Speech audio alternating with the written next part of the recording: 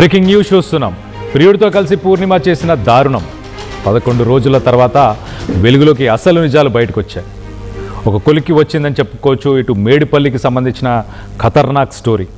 ప్రియుడితో కలిసి భర్త ప్రాణాలు తీసింది ఒక భార్య శిరోమణి పూర్ణిమ తన పేరు. పూర్ణిమ చేసింది ముమ్మాటికి తప్పేనంటున్నారు బంధువులు కూడా. ఇటు మహేష్ పరిచయం అయ్యాక భర్త చేదయ్యాడు. భర్తను వదిలించుకునేందుకు ఇటు ప్రియుడితో కలిసి ఒక ప్లాన్ పన్ని అనుకున్న ప్లాన్ ప్రకారం తన భర్తను వదిలించుకుంది. కానీ కాలం వేటాడింది.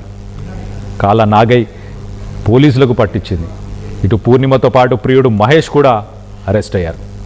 చూడండి, ఒక సంసార జీవితం గడుపుతున్న సమయంలో ఇటు మహేష్ పరిచయం అయిన తర్వాత భర్త చేదైపోయాడు. భర్తతో ఇంకా రిలేషన్ వద్దనిపించింది. ఎలాగైనా భర్తని వైదొలిగించుకోవాలి, పక్కకు జరిపేయాలి. ఒక ప్రాపర్ ఫ్యామిలీ మ్యాన్ అవసరం లేదు, నాకు ఒక బాయ్ ఫ్రెండ్ కావాలని చెప్పేసి పూర్ణిమ ఒక డెసిషన్ తీసుకుంది. తన బాయ్ ఫ్రెండ్తో షేర్ చేసుకుంది. సో ప్లాన్ ప్రకారం అంతా బాగానే జరిగింది. భర్త వైదొలిగాడు, అంతా ఓకే. కానీ కట్ చేస్తే ఆ విషయం రెండు బయటపడ్డాయి. ఆ బంధువులు కూడా తను చేసింది ముమ్మాటికి తప్పే అని చెప్పేసి బంధువులు కూడా చెప్పుకొచ్చారు. సో మొత్తం మీద ఈ మేడిపల్లికి సంబంధించిన మిస్టరీ వీడింది అనుకోవచ్చు. దీనికి సంబంధించిన మరిన్ని అప్డేట్స్, మరిన్ని డీటెయిల్స్ కూడా తీసుకునే ప్రయత్నం చేద్దాం. మా ప్రతినిధి పవన్ ఉన్నారు, పవన్తో మాట్లాడి తెలుసుకునే ప్రయత్నం చేద్దాం. పవన్, చెప్పండి, అసలు 11 రోజుల తర్వాత ఈ విషయాలన్నీ బయటికి ఎలా వచ్చాయి?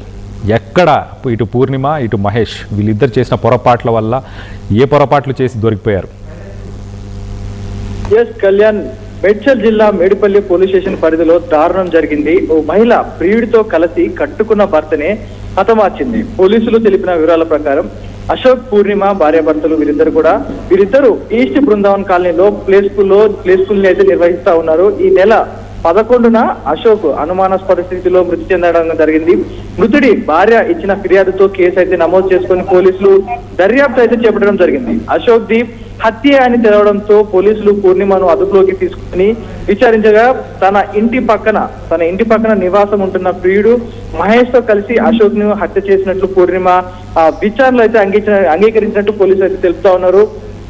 ఈ రోజు రేపులో కట్టుకున్న భర్తని, పిల్లల్ని తల్లిదండ్రులు కాదనుకొని అక్రమ సంబంధాలకి దారితీస్తా ఉన్నాయి. వీరందరూ కూడా పెట్టుకున్న నిన్నగాక మొన్న వచ్చిన ఒక కొత్త వ్యక్తి పరిచయం, 4 మంచి మాటలు చెప్పగానే, 4 ఏదైనా కొంత షాపింగ్ చేయించగానే నా భర్తేగా పనికిరాడు, నాకంట భర్తక నిద్రనే బాగా చూసుకుంటారు అన్న నేపథ్యంలో ఒక డైనమాలో ఒక కొత్త వారి భ్రమలో బతుకుతూ ఇంకా ఎప్పటికీ ఈ ఆటంకాలు ఎప్పటికైనా ఈ భర్త నాకు అడ్డొస్తున్నాడు, ఇక మన ఇద్దరిని కలవనీడు అనే నేపథ్యంలో ఇద్దరు ఒక ఆలోచించుకొని ఏకంగా ఒక వ్యక్తి ప్రాణాలు తీయడానికి, వారిద్దరి మధ్య ఉన్న ఒక శారీరక సంబంధానికి, వారిద్దరి మధ్య ఉన్న సంబంధానికి అడ్డుగా వస్తున్న నేపథ్యంలో అతన్ని హతమార్చారు. వీరిద్దరు కలిసి కూడా ఒకవేళ ఇద్దరికి కావాలనుకుంటే మ్యూచువల్ గా డివర్స్ తీసుకొని వద్దనుకొని విడిపోయి తన దాన్ని బతకని వాళ్ళు. ఎందుకంటే తనకు ఒక ఫ్యామిలీ, తన తల్లిదండ్రులు అందరూ కూడా ఉంటారు.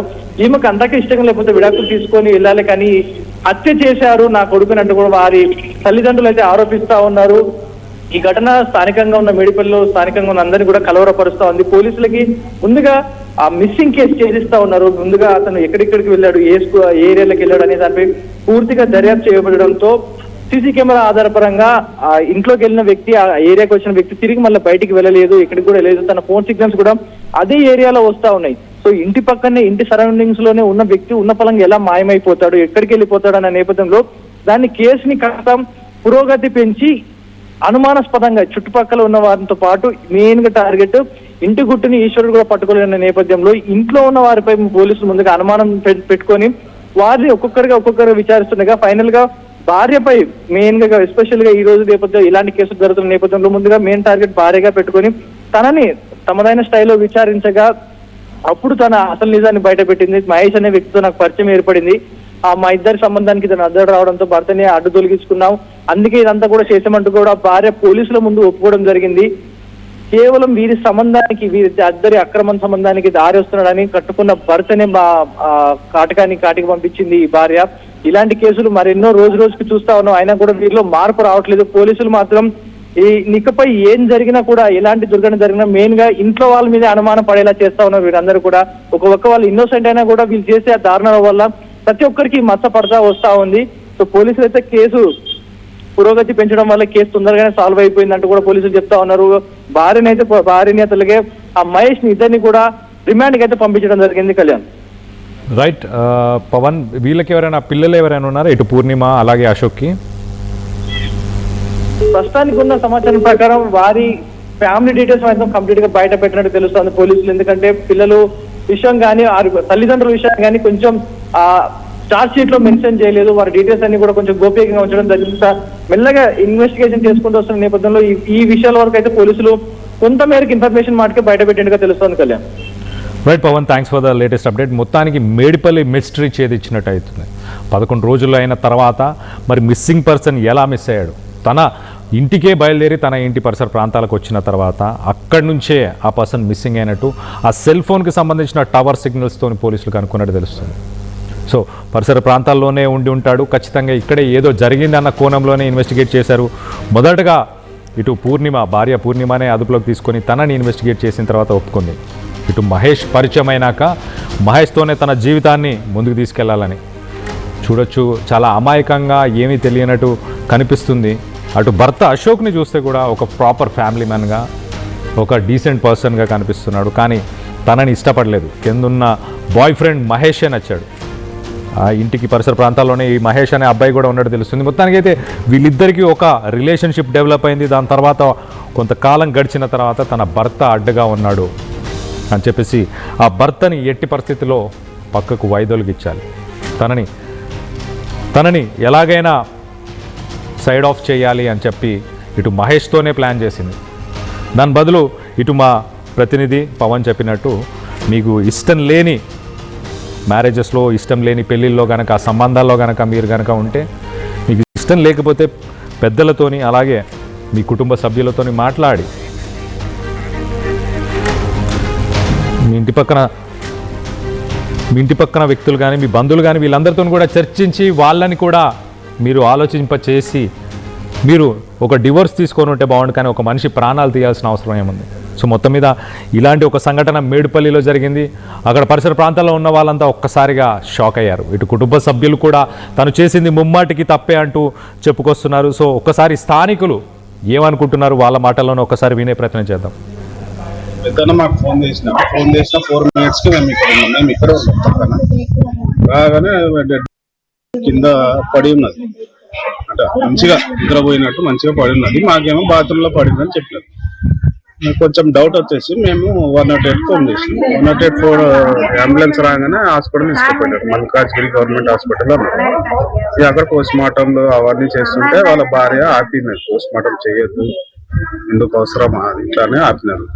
ఇంకా ఎవరో ఉండే అంట, అది మాకు క్లియర్ గా తెలియదు.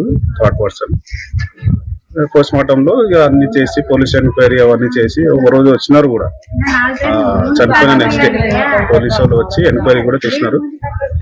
చేసి ఇక ఇప్పుడు ఈ రోజు 11 days ఈవెన్ కూడా తీసుకెళ్లారు కస్టడీలో. మర్డర్ అనేది ఎప్పుడు తెలిసింది మాకు? మర్డర్ అన్నది క్లియర్ ఇన్ఫర్మేషన్ నిన్న, అంటే పోస్ట్ మార్టం రిపోర్ట్ రాలేదు కదా, కానీ బాడీని చూస్తే మాకు తెలిసింది అది దెబ్బలు తగిలిన బాడీ, హార్ట్ అటాక్ వచ్చిన బాడీ అయితే కాదు. ఆ డౌట్ వచ్చే మేము అంబులెన్స్ ఎక్కించి పంపించాము. ఆడ పోస్ట్ మార్టం చేస్తేనే తెలుస్తుంది అని. కానీ ఈమె పోస్ట్ మార్టం వద్దని ఆపింది. కానీ లాస్ట్ కి పోస్ట్ మార్టం అయితే అయ్యి తీసుకెళ్లారు. కాకపోతే మాకు బాడీ రావడం కూడా లేట్ అయింది. ఆ పోస్ట్ మార్టం లో డౌట్ వచ్చి ఆపారు. బాడీ రిలీజ్ చేయడానికి కూడా మాకు టైం తీసుకున్నారు. దాని తర్వాత ఈ ప్రాసెస్ అంతా ఇంకా దినాలు అవన్నీ అయ్యే లోపు నిన్న 11 days అయింది. 11 days వరకు వాళ్ళు వెయిట్ చేశారు. ఇంట్రోగేషన్ అయింది. ఇక పట్టుకుని ఆమెను కూడా తీసుకెళ్లారు. మీ కజిన్ అంటున్నారు కదా, ఇంతకుముందు ఏమైనా హార్ట్ స్ట్రోక్ అలాంటిది ఏమైనా వచ్చింది? అన్నయ్యకి ఏ హ్యాబిట్ లేదు, ఏ అలవాటు లేదు, ఏ హెల్త్ ప్రాబ్లమ్ లేదు. ఆయన నా సిగరెట్ తాగడు, డ్రింక్ తాగడు, ఆఫీసు ఇల్లు.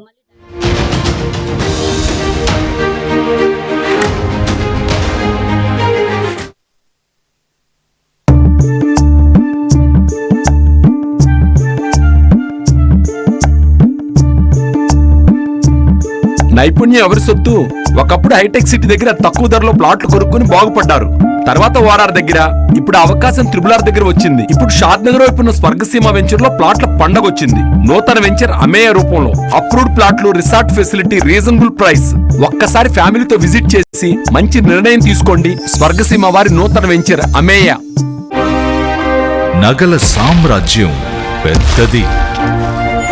మన వేడుకల్లో నగల పాత్ర పెద్దది.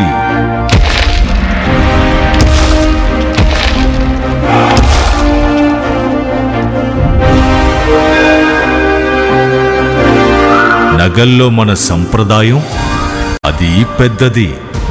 అదే విధంగా నగలు కొనేటప్పుడు మీ సేవింగ్స్ కూడా ఇకపై పెద్దగా ఉంటుంది. బంగారు నగల చరిత్రలోనే లేని విధంగా అన్ని నగల తరుగును ముందు కన్నా ఇంకా తగ్గించాం. ఈ తక్కువ తరుగును చూస్తే వెంటనే నగలు కొనేస్తారు. డైమండ్ జ్యువెలరీ ధరలు కూడా పెద్దలు